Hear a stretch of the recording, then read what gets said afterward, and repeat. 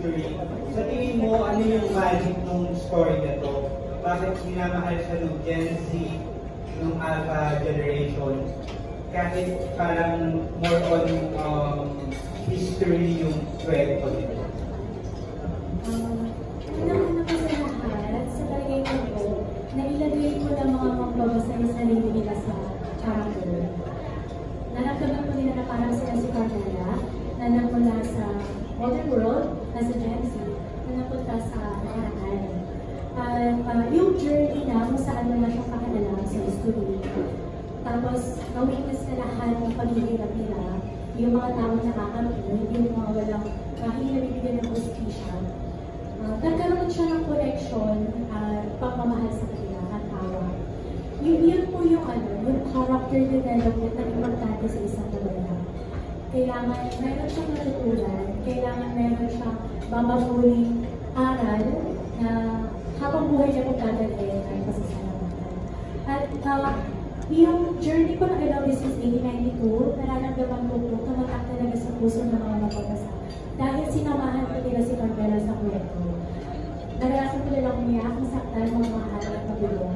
At yun po yung isa sa pinakamagandang bagay na pinagpapasalamat ko dahil nagkaroon po kami ng connection mula sa isa ko. Last na lang kay Direk. Direk, kung magiging successful itong story ng 1892, kasi kadalasan sa mga serye na katulad dito na una, nagbabago siya sa libro, pag naging successful, parang humihiwalay o bumibitaw siya sa mga susunod na screen na rin season. May plano ba na dito? Or paano ba yung atake nito?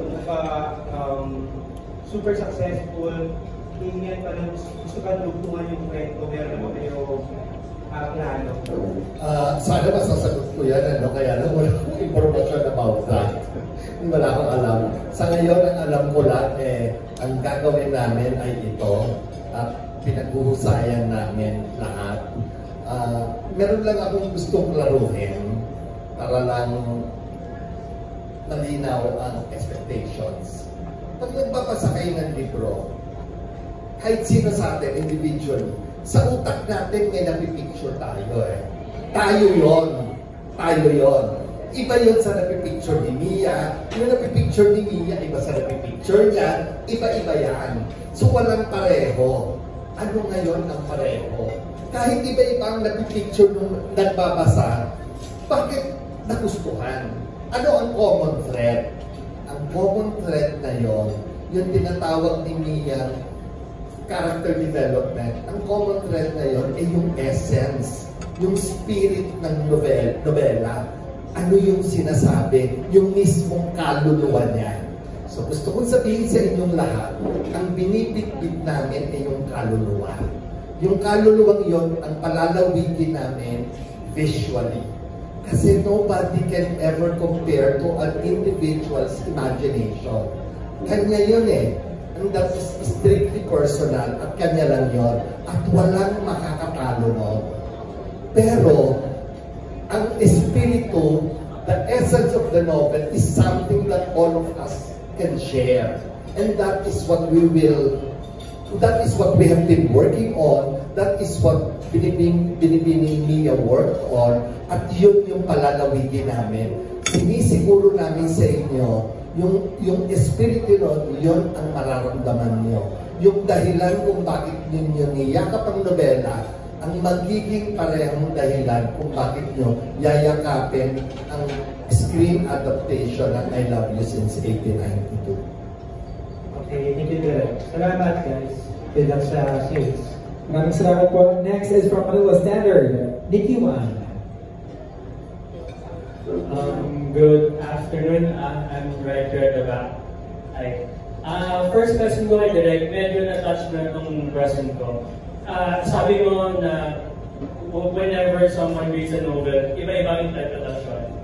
So, pwede parehong interpretation, iba ang visual interpretation. Yes. Iba ang nakikita sa utak. Okay, so having said that, I wanted to know, when you got the material, what was your vision?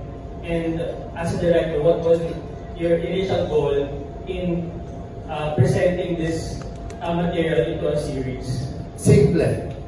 I wanted it to be epic in scope in terms of emotional sweep. More than visual, I wanted it to be sweeping emotionally. I wanted the love, the emotion of love, especially among the three characters, Carmela, Carmelita, Juanito, and Leandro. Gusto ko nuanced. Ang pagmamahal at ang pagpapakita ng pagmamahal ay basically pareho, pero may nuancing yan. Iba't ibang shadows, iba't ibang shades, iba't ibang hues, iba't ibang impact. At ang linaw nun sa tatlo, nung binabasa ko yung libro, that is what inspired me.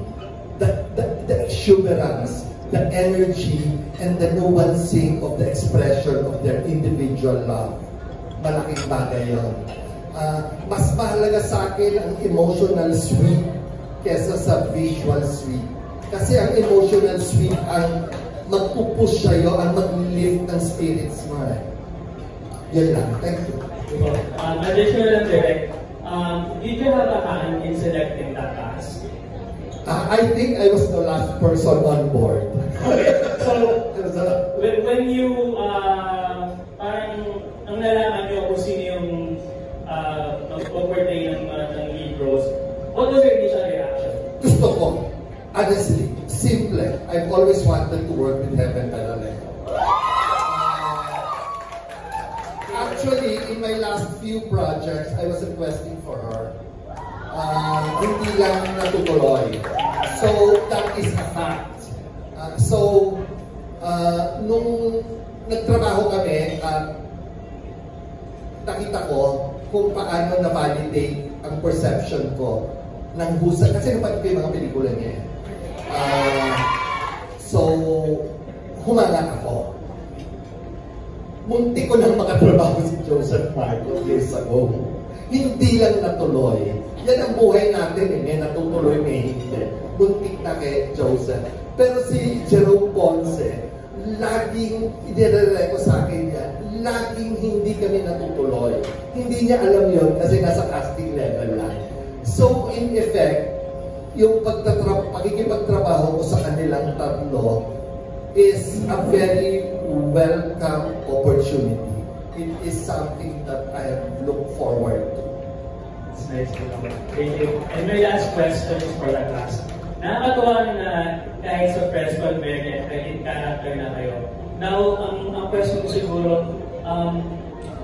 what did you do differently or what are you doing differently sa project ko compared sa mga previous yung project to get into character?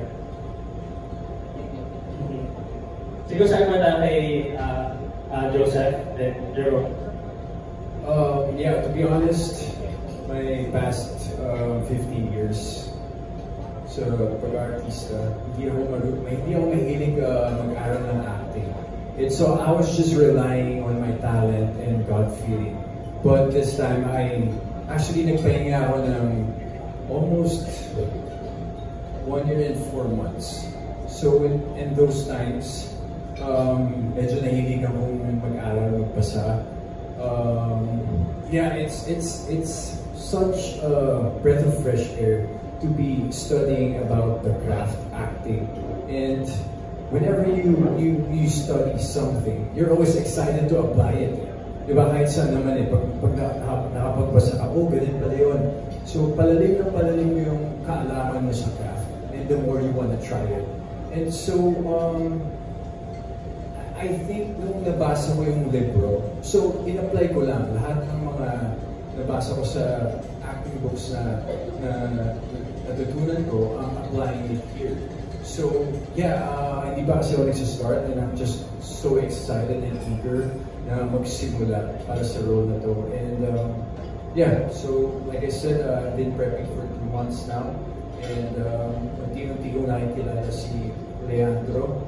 Araw-araw siya pakiling, bibisita ko siya araw-araw. And yeah, excited to play. Thank you. Jerome? Yes. Same question. What are you doing differently for this project? Differently? Well, syempre way different the way the mga choices na pinapanood ko ngayon. And sa totoo lang, puro pinapanood ko malayo sa mga trip ko before. And yung the way din ng pagbabasa ko, hindi ko muna tinatapos. Kung hindi, doon ako sa chronological na din. Pero may nasa 1/3 na ako ng book. At itong si Hel yung pinabasa agad sa akin yung script. So, nandun ako ngayon sa kinokorrect ko yung book at script. Okay naman. Ayaw ko lang maging dapat in the way na isa lang ang babasahin ko. Kasi sa mga ginawa ko before, parehas ko pinabasa. And doon sa preparation naman, doon ko ina-apply yun. Ina-apply ko na, uy, kinilig ako dito, sakto, puhunan ko ngayong araw. Dala ako ng kilig. So, binubuhay ko sa sarili ko yung emosyon nung pinabasa ko. The way sa sinabi nga direct, yung imagination, yun yung dala ko at ginagamit ko. At the same time, syempre, yung personal knowledge ko sa mga nuances mga pinag-aaralan ko pa so far, yun yung ina-apply ko. And with the help of Direct, for sure, the upcoming tapings, gagawin namin yung character na bubukas ng ito. Thank you. Finally? So the way I got or get into character, what I do is in the morning, my playlist is in 1892. And so I listen to the playlist of 1892. And then once na nag-makeup na ako, nalamig na ako, ganun ako internalize. And then at the same time, alam ko kasi kung ano ba pinaglalaban nila ng dalawang characters. Ano ba yung ugali nila. And so yung mga nuances, yung mga ganyan, kami dalawa po ni Direk yun. Collaboration na namin ni Direk na para, okay, pupunta ako ng set, ito yung alam ko. And so mag-a-add si Direk. And it becomes like a beautiful artwork, diba? And so it's more of being open lang to everything and being sensitive and just be mindful. That's how I get into character. Thank you and congrats everyone. Thank you. Thank you. Maraming salamat. Next is from GMA Entertainment, Ernest Almo. Hi, good afternoon. Siguro sundan ko lang din muna yung question. Doon sa characters nyo ngayon, ano yung nakita yung different doon sa mga ginawa nyo in the past na challenge kayo or first time yung experience? Actually, every character is different. Walang parehas na character na ipoportray mo. Kung ita-typecast mo na parehas sila, for example, parehas sila ng mamamatay tao, mag-iiba pa rin yun. The more you get to know your character, the more makikilala mo sila. And it's always, that's the good thing about acting. It's always different. Every character that you portray, palaging meron kang na-discover, and at the same time, you get to learn from them as a person. Sometimes, kapag miserable yung buhay ng taong pinaportray mo, you get to be grateful in life na parang grabe, sobrang sama ng buhay na. And whenever you realize your life, I'm thankful that ito yung nangyari sa akin. So, there's so much learning, and every character is so rich, especially if you really get to know them in a deeper level. So, yeah, ibang-iba. I've never, parang wala pang ganong kalapit sa character na pinurtray ko with Leandro. Siguro may mga malapit in a way na period, but completely different. Some different kasi sabi ko nga, sinishare ko sa mga tao sa paligid ko na ito yung klase ng project na inaabang ko din, very period yung time. Wala malayo. Usually kasi nag-start ako sa anak ni ganito, mayaman, mga small roles na rin ako, MK, holding ganyan. Hanggang sa naging kontrabida, nandiyan yung kasama ko si Nathan sa Road Killers. Psycho, madami, nag-enjoy ako. Hanggang sa ito na yung sa Vergada, Hero, until Sunbreak. Hanggang sa in-offer sa akin ito, sabi ko, wow. Ito na lang yung hinintay ko. Nagpakita ko sa kanila ng isang project, sabi ko. Sa totoo lang, ina-expect ko. Kukunin ako sa movie na ganito. Kaso, hindi. Yung parang ito ako pupunta. And then, sabi naman, bakit? Bakit ka naman tabo? Ayun, so, yun po. Kaya, yun yung iba. And, For sure naman, and honestly, wala pa po ako dun sa, alam ko agad yung pinagkaiba ng totality of the character and sa set itself. Kasi hindi pa ako nag-uumpisa mag-shoot. Hopefully, masishare ko sa lahat ng tao yun kasi mas more on nakakapag-share ako about dun sa experiences dun sa taping, character, at sa story sa pag-ginagawa.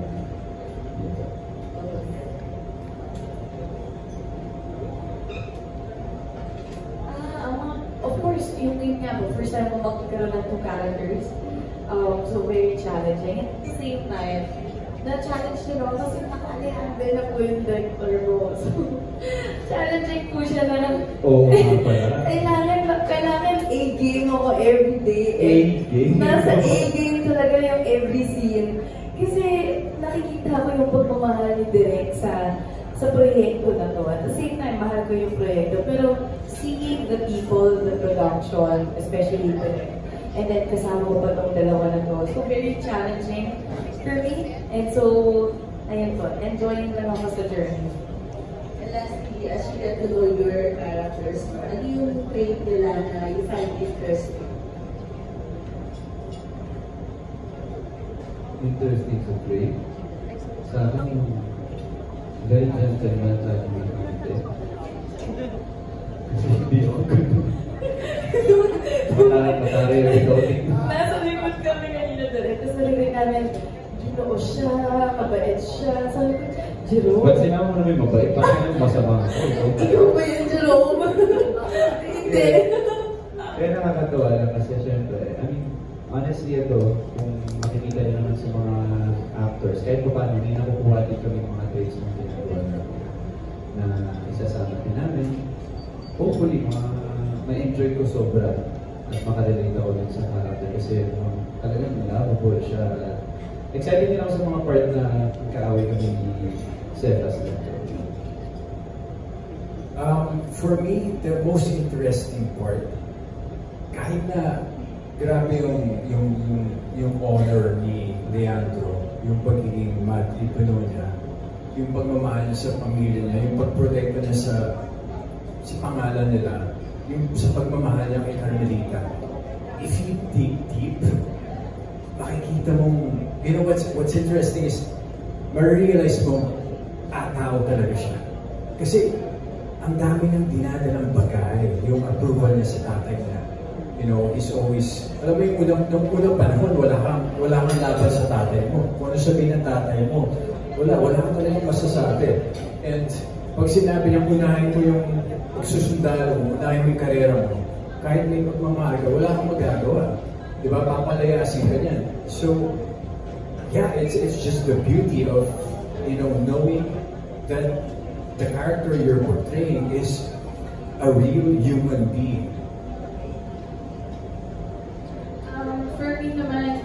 For me, yung pinaka-interesting is si Carmelita.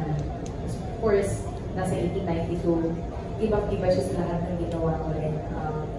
And then, may mga reason behind kasi lahat ng mga decisions na ginagawa ng mga characters. That's why I like how flawed the characters are and how human they can be. And, ano sana, understandable. I do understand them. So, yeah. Thank you. Maraming salamat. Next, may we call on from Inquirer, Alan Policarpio. Dr. I have a question for Ms. Nia. So I just want to know, yung decision mo to write in Philippine, you think that allowed the story to stand out sa Wattpad and also allowed the story to connect more deeper sa mga tao?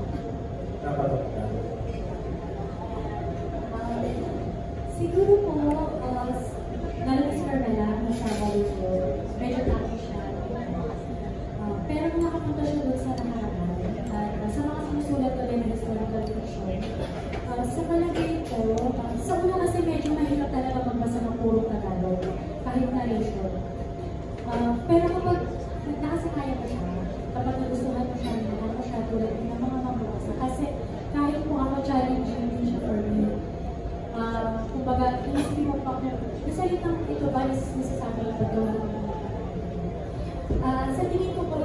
sa yung pagkalalim at paggamit ng wikang Filipino sa kwento. It's a pride, and isa po yung sa pinagmamalaki ko na naibabahagi ko po yun sa mga mambabasa na bilang pag sa mga website na nag-uusap kami ng mga readers, puro Tagalog kami, tapos pag pupunta ko kami sa Itrapolos, gawin kami mag-usap puro Tagalog. Parang kahit pa paano ko na isa sa buhay na nababalikan ko yung sarili natin. Pero yung love ko for history, talagang matagal na yung interest mo na yun? O parang recent mo ba yung gusto ka pursue?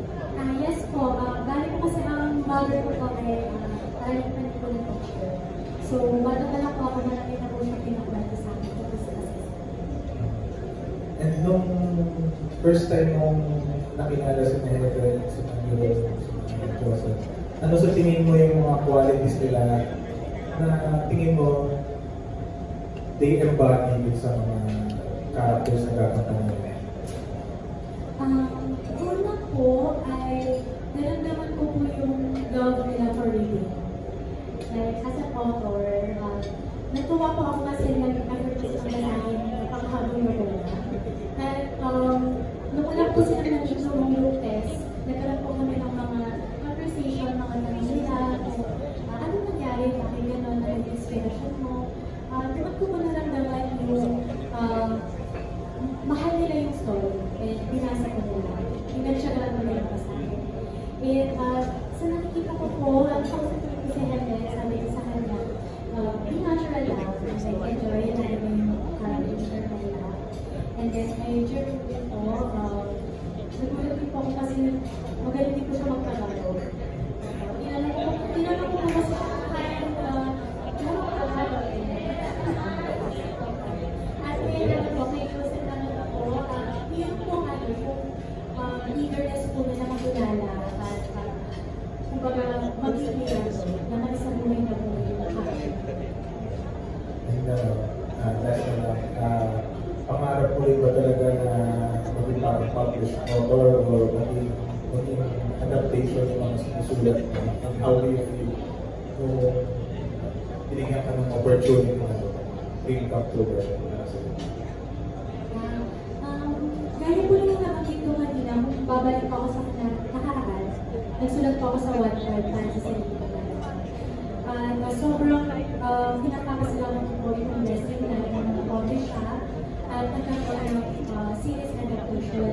And yes, pangarap ko po yun, lahat naman po ng mga manawala, kahit mga mababasa, pangarap po makilala at makita sa screen, sa pelikula, kanilang mga nabasa, kanilang mga eksena, mga linya, at mga karakter na nalagay. Kumbaga, ito pong pangarap na to, hindi lang po para sa akin, para rin po sa mga mababasa, para rin po sa Direk, Mahela, Juro, sa lahat po ng tayo sa ito. Ano pa yung naramdaman mo nakita ko yung video nila na naka-costume na first time yung ko na yung makita, very ano po, very goosebumps sa ganyan, sa Bisaya. At lahat ng gusto at yung film. Ako po, nakikita ko ako nanood talaga ng mga pelikula na kaya pinag-company na naman yung galit yung mata. Yung kaya ko lang sabihin yung character, kaya ko mamusap ng mga mata. At nakita ko po sa mga pelikula na sumalig sa kanila si Carmela Juanito at Leon.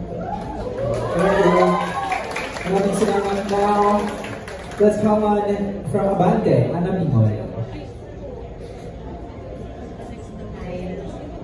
To everybody,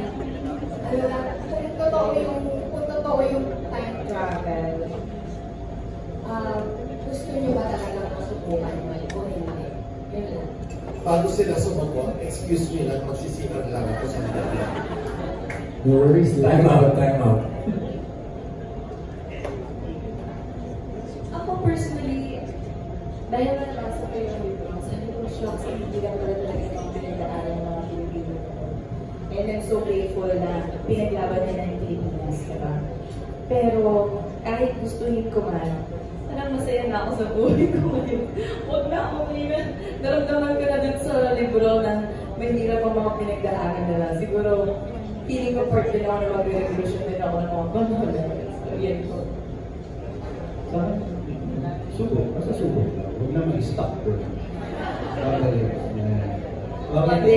Kasi darating yung time, marami tayong katanungan na hindi masasagot ng science, faith, or whatsoever. So hindi, yung mga panahon, alam mo yun,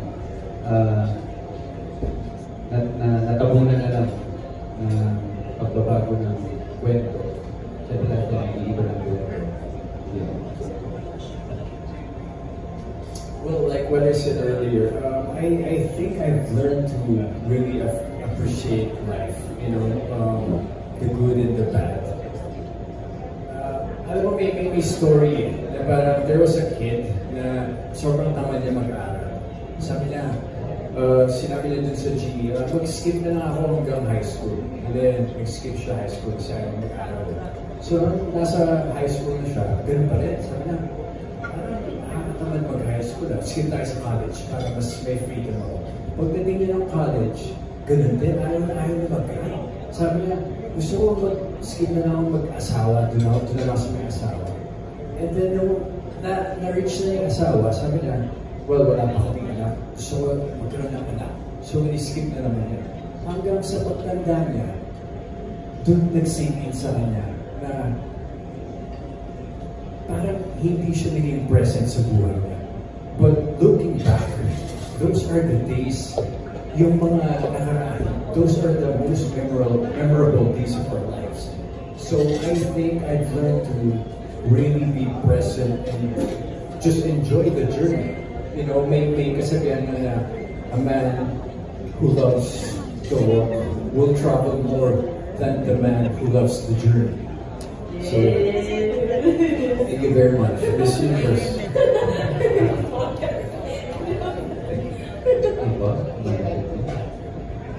Alright, maraming salamat po. Last but not least, may come on a TikTok content creator, Trixie Dabble.